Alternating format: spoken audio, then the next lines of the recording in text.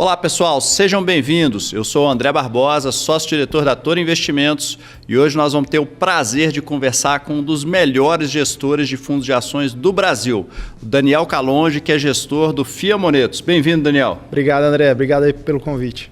Prazer estar aqui com você, Daniel. A gente vai fazer agora uma conversa um pouco mais inicial e eu queria que você contasse um pouco de qual que é a sua história como gestor, né? Quando que você começou o fundo, o que te levou a ter essa vontade de gerir recursos, mais especificamente em ações, né? Show de bola. Tudo começou, eu tinha dinheiro para investir, resolvi investir e eu vi que no mercado tinham poucos produtos de qualidade. Comecei a estudar de investimentos, apaixonei, comecei a investir em umas empresas. Que ano foi isso? 2009. Opa, então tem mais de 10 anos. Tem 12 anos agora. Aí eu resolvi virar gestor de investimentos, precisava de ter 3 anos de experiência na época.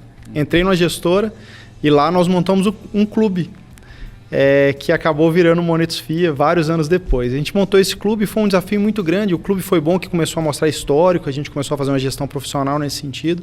Só que transformar clube em fundo no Brasil é uma jornada muito difícil, porque quem administra clube normalmente não administra fundo. E você precisa de uma pessoa que faça, de uma empresa que faça as duas coisas para conseguir transformar. Quanto tempo o veículo rodou como clube antes de virar a FIA? Rodou 6 anos. 6 anos, cara. E aí em 2017 a gente virou ele para um fundo.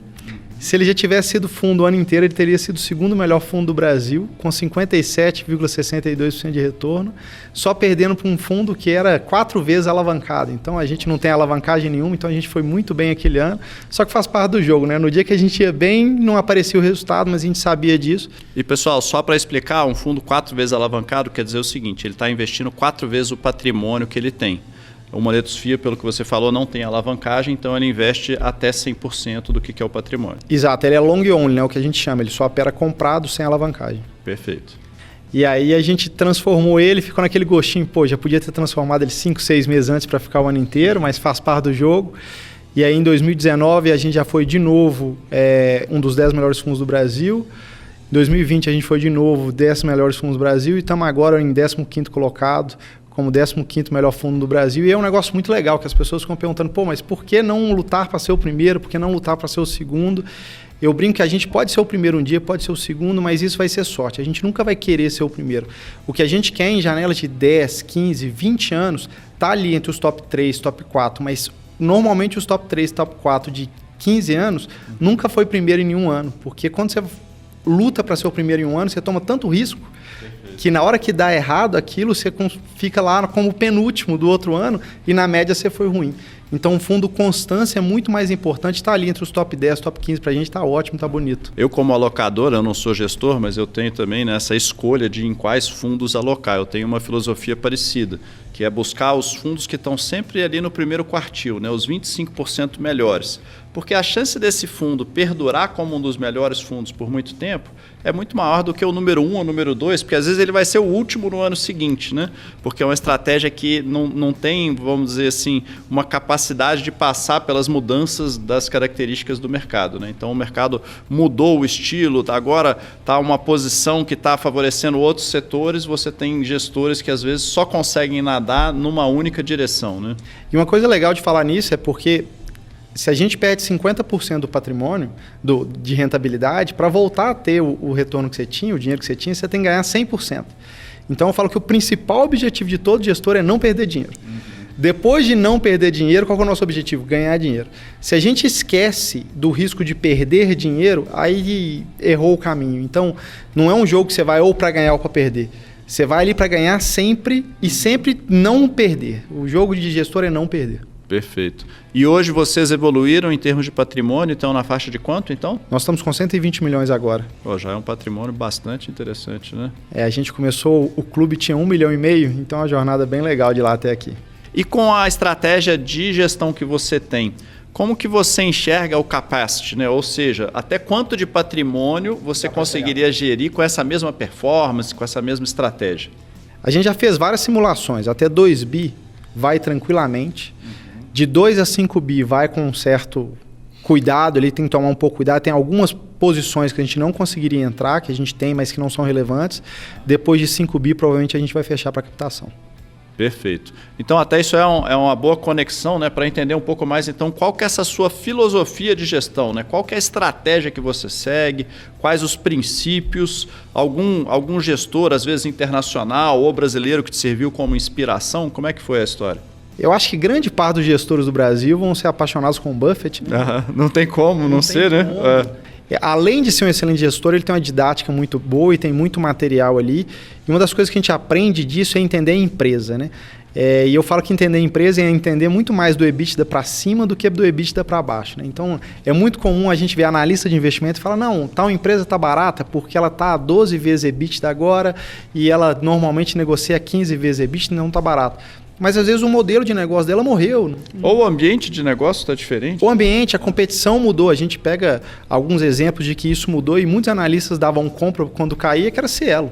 Cielo perdeu a briga, não sabe o que fazer mais, tem um problema de controle ali que não consegue mudar muito essa situação, mas em termos históricos está de graça, porque era uma empresa que valia 25 vezes o lucro, vale 10. Já estava barato, vai ficar cada dia mais barato, possivelmente. Né? É o que a gente chama de value trap, né? As armadilhas de valor. Parece barato, mas se você comprar, você vai sofrer muito. Então, a gente olha muito as empresas e das empresas a gente sobe. Então, a gente é o que chama de bottom-up, estudar muitas empresas. Então, a gente lê mais de 300 balanços por trimestre. É um trabalho, eu brinco que é muito mais transpiração do que inspiração. Quanto mais estudo de empresa, mais você entende de estratégia, mais você entende de equipe de gestão, mais você entende para que lado que ela está indo. E aí, com isso, você começa a fazer os investimentos. Mas com o tempo, depois de 12 anos no mercado financeiro, a gente não consegue estudar mais só a empresa. Você começa a entender algumas coisas. Então, você pega igual agora. O dólar subiu, a gente teve uma falta de matéria-prima muito grande, um monte de empresa investindo muito forte. Aí você pega indústrias que no Brasil sofriam há 10 anos, estão conseguindo ir super bem. Aí você olha para aquele número, se você analisa só a empresa, você fala, não, a empresa mudou. Aí você fala, cara, todas as empresas de um setor que só sofria, que tinha uma dificuldade completa, que rodava com 60% da capacidade instalada, está todo mundo rodando a 90% agora. Vale a pena eu analisar isso e perpetuar isso? Provavelmente não. Então, com o tempo, a gente começa a entender, principalmente essas grandes distorções que criam esse movimento em onda, porque quando eu analiso uma empresa, o que eu quero analisar? Aquela empresa, ela vai ser ganhadora? Ela consegue ganhar de uma concorrente? Ela se posiciona bem naquilo ou ela está surfando simplesmente um bom momento de mercado? Transitório, às vezes. Transitório. O que a gente quer fugir muito analisando mais setor e momento é fugir do que é transitório. Porque quando eu penso em investir numa empresa, eu tenho que pensar, se eu comprar essa empresa e nunca mais conseguir vender, eu quero estar com ela? Se a resposta for não, provavelmente eu não vou comprar. Isso até gera uma pergunta que é o seguinte, o que é o que a gente chama do seu holding period, né? Quer dizer, o seu tempo médio de permanência numa empresa que você investiu? Você tem giro na carteira? É uma carteira que é mais de carrego? Como é que vocês trabalham com isso? Na média, a gente fica 3 anos com posição e a gente tem uma empresa que está desde o dia zero no fundo, já subiu 22 vezes. Desde 2017, então? Não, desde 2011. Então tá desde do clube de investimento, não é desde o fundo, então, não, desde o início da estrutura. Subiu 22 vezes nesse período. E já deu quase 4 vezes o preço que a gente pagou só em dividendo. Olha só. Então, você faz, então, como, se eu entendi corretamente, uma visão mais bottom-up, você começa pelos fundamentos da empresa, mas você também traz um pouco do elemento macro, entendendo o ambiente, o que está acontecendo no Brasil e do mundo e como é que podem influenciar setores diferentes, é isso? Exatamente. A gente olha muito o macro, olhando as empresas do mesmo jeito, entende? Porque a economia está toda interligada, é como se fosse uma teia de aranha. Então, quando você lê um balanço de um lugar que está sofrendo, provavelmente tem uma outra empresa que está sendo beneficiada. E com isso, você começa a entender o macro na prática e não o macro na teoria. Então, vou dar um exemplo de onde que entender o macro na teoria é perigoso. Na teoria, quando os juros dos Estados Unidos sobem, as bolsas sofrem. Só que todas as vezes que os juros dos Estados Unidos subiram nos últimos 25 anos, foram anos muito bons para a Bolsa brasileira. Então, isso é muito diferente da teoria. A prática é muito diferente na teoria. Então, eu gosto sempre de olhar pelo lado das empresas. Então, você vê ali, por exemplo, qualquer empresa do agro agora. A gente está num momento muito diferente da economia, que é commodities muito caras em dólar e o dólar supervalorizado. Isso quase nunca acontece. Normalmente tem um equilíbrio. Por quê? Porque o Brasil a gente produz alimento para 750 milhões de pessoas no mundo, tendo uma população de 210 milhões de pessoas. Então, a gente exporta muito alimento.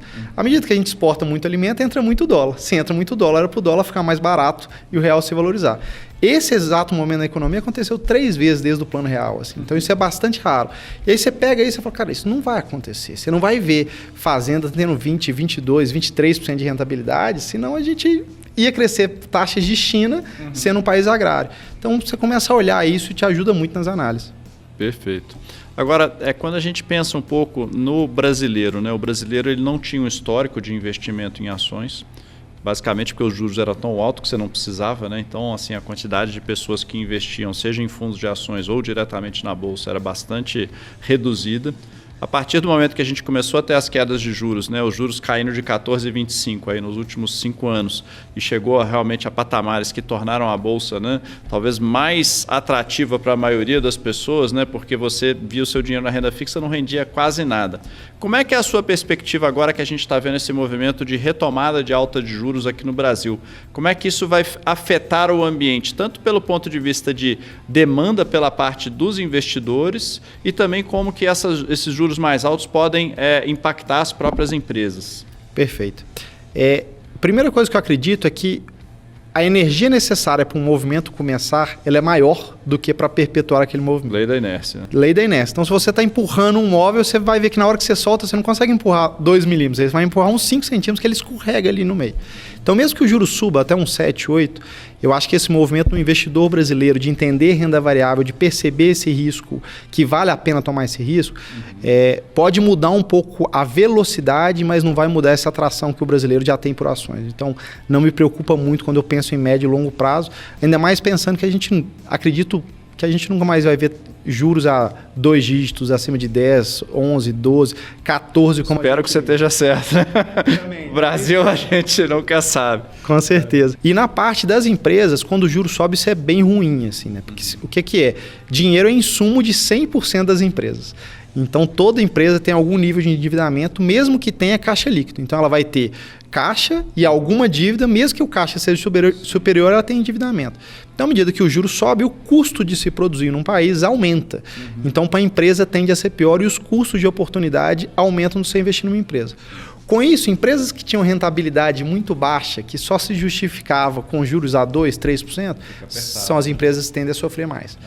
Então, empresas que têm rentabilidade acima de 12%, 13%, 14%, 15% vão ser as empresas que vão ter mais sucesso, mesmo nesse ambiente de alta de juros, porque ela não sofre tanto esse custo. Ainda tem o impacto também, né, de quando você faz, né, um fluxo de caixa descontado, que, ou seja, você pega os fluxos futuros da empresa e traz para o valor presente para ver quanto ela vale hoje.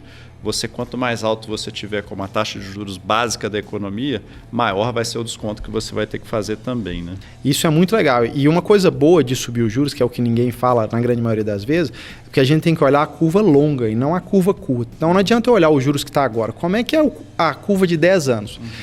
Quando a gente olha a curva de 10 anos, se o governo sobe os juros mais rápido, a curva volta mais baixa em 10 anos. Por quê? Porque eu controlo a inflação, né? O juros está ali para controlar a inflação. Então, se eu controlo a inflação mais rápido, eu vou ter um juros alto agora, mas na média ele vai ser mais baixo. Então, um juros mais alto agora chega a ser melhor para a Bolsa do que se o governo ficasse segurando agora e a gente ficar naquela inflação que a gente já viveu. 2015, 2016, de 10,67% de inflação e juros a 14%. Aquilo é o pior dos cenários para qualquer pessoa, né? E curiosidade, em termos de carteira, a gente vê gestores fazerem, né, excelentes resultados usando modelos diferentes. Tem gente que tem uma carteira enorme, né, tem às vezes dezenas e dezenas de papéis e tem outros gestores que têm às vezes uma carteira muito mais concentrada, às vezes 6, 8 nomes. Né? Aonde que você está nesse espectro? Qual que é a sua filosofia em termos de diversificação? Nós estamos no meio aí desse espectro. Né? A gente sempre vai ter entre 12 e 18 empresas, com 99% das vezes, e 50% do portfólio vai ter no mínimo 5, 6 empresas ali no meio. Então, uma posição média das 6 maiores de 10% ali no meio. O que a gente entende? Né? Então, se a gente fosse comparar com quem tem 40 empresas, eu não vou ter 2,5% em cada empresa, porque se eu acertar aquela, não vai mudar. Não vai fazer cosquinha, né, na rentabilidade do fundo como um todo, né, no resultado do investidor. Né? Mas se eu tiver 5 empresas, vai ter empresa que eu vou ter 40%. E se ela cai 30%, ela machuca tanto aquele cotista e machuca tanto aquilo. E eu sempre falo, um dos maiores riscos do gestor não é quando ele está 5 anos indo mal, assim. É quando ele está 5 anos indo bem. Porque ele tende a ter um excesso de confiança. Você acha invencível, né? Você acha invencível, assim. E eu acho que entender da nossa fragilidade humana, de entender o seguinte, cara, é um jogo de longo prazo e você nunca pode sair da mesa. Então você tem que estar ali, você tem que aprender, usar os seus aprendizados para o próximo ano, usar os seus aprendizados para os próximos anos. Então se você corre um risco que você pode dar muito certo, mas se você errar, você sai da mesa, você errou esse jogo. Nem você, nem seu cotista quer isso. O jogo legal é aquilo, cara, eu estou tomando um risco que se eu acertar eu vou muito bem, mas que se eu errar, o fundo continua, eu vou entregar um resultado legal e a gente segue ali para frente. Perfeito. E conta pra gente um pouquinho da sua rotina como gestor, né? Vamos pensar o seguinte, você está monitorando aí uma quantidade grande de empresas, né? Você falou de analisar balanço aí de 300 empresas, então vamos pensar que você acordou, sei lá, 6 horas da manhã e como é que você vai olhar para o mercado? Vamos falar que nós estamos fora da temporada de balanço, num dia normal, tá? Não está saindo nenhum resultado. O que você está fazendo, né, para te manter o mais bem aparelhado possível para tomar as melhores decisões para o fundo? Fora da temporada de balanço, eu falo que é um momento meio que de caçada. Você não está muito com um objetivo específico. Então, a gente está começando a estudar BDR. Então, fora da temporada de balanço, eu vou começar a olhar as empresas lá fora, ver como é que está o mercado de uma maneira geral. Gosto de ler muito livro, porque você pega conhecimento de outras pessoas, não só de gestão. Assim. Então, eu uso mais, é muito mais aquele momento que você está ali analisando, coletando informações. Como gestor, eu gosto muito de separar o momento de coleta de informação do momento de tomada de decisão. Então, fora de temporada de balanço, é 99% do tempo coletando informação. Sabe que você entra num site, aí você vê uma notícia, aí você vê um outro negócio e busca e vai entender.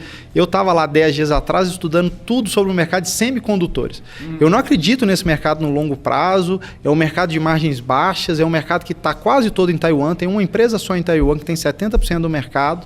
Só que é um mercado que demora 6 meses entre você começar a fazer o waffle, que eles chamam, e até ele estar pronto. Tá. Então, para eu tomar uma decisão de aumentar a produção para um carro, entre eu tomar a decisão e eu vender mais chip para carro, microprocessador para carro, demora 6 meses. Por isso que está faltando tanto agora, né? Por isso que falta tanto agora. Aí você fala, Daniel, que maluquice, você não quer investir nessa empresa? Você acha... Mas isso ajuda você a entender toda a dinâmica, isso te ajuda você a entender por que o setor de carro está assim, por que nos Estados Unidos o carro usado subiu 30% de preço. Aqui no Brasil você tem casos de 40% de preço. Aí você vai ler resultado de locadora de veículo, está tudo bombando. Por quê? Porque a depreciação do carro zerou, porque o carro usado se valorizou. Então, nesse momento, fora de temporada de desde que ela consiga comprar novos carros, né?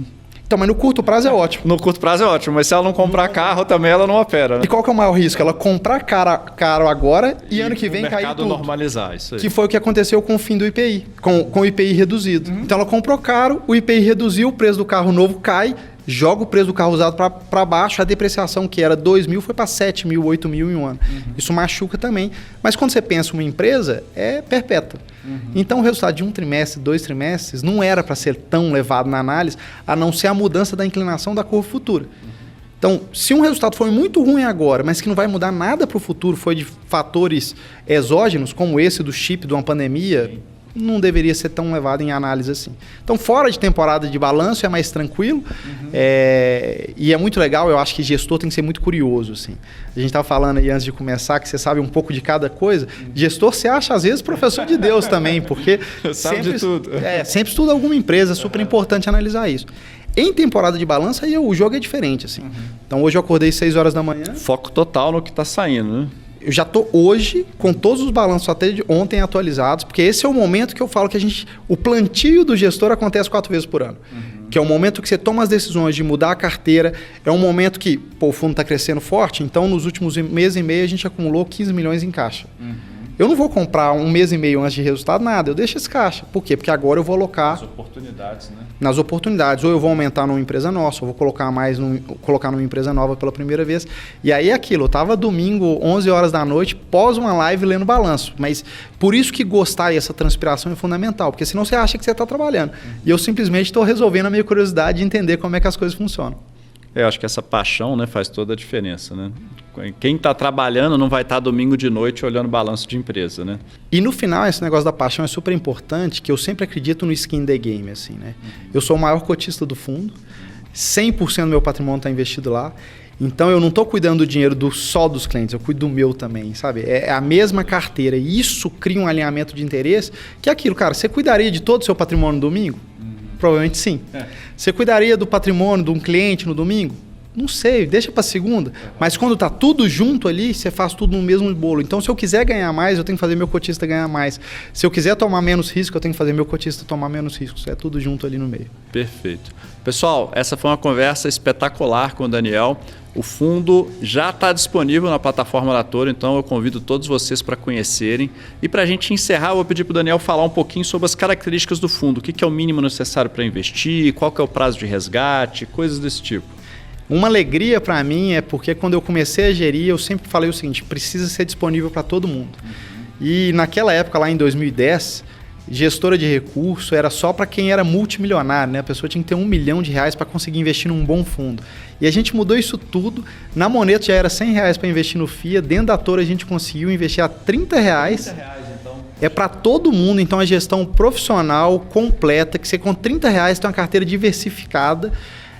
E ainda com cashback. Então, se você investir pela Toro, você ainda ganha um pedaço da taxa de gestão de volta. E o resgate, como é que funciona? Se eu pedir resgate hoje, qual o prazo? 3 dias está na sua conta. 3 dias. Então, ótimo, porque tem, né, vários fundos hoje, né, que estão migrando aí, às vezes para 30 dias, 60 dias, 90 dias. Então, até acho que isso aí dá uma flexibilidade bastante bacana para as pessoas estarem alocando. Exatamente. O período mínimo para um fundo de ação é 2 dias, porque é o prazo de resgate da Bolsa. A gente colocou 3 dias. Hoje é o fundo mais competitivo do Brasil em termos de prazo de resgate. Perfeito. Daniel, a gente te agradece, foi um prazer estar aqui e em breve a gente volta para fazer uma atualização, para ver como é que as coisas estão indo. Combinado. Prazerão, André. Obrigado pelo convite. Um abraço, pessoal. Até logo.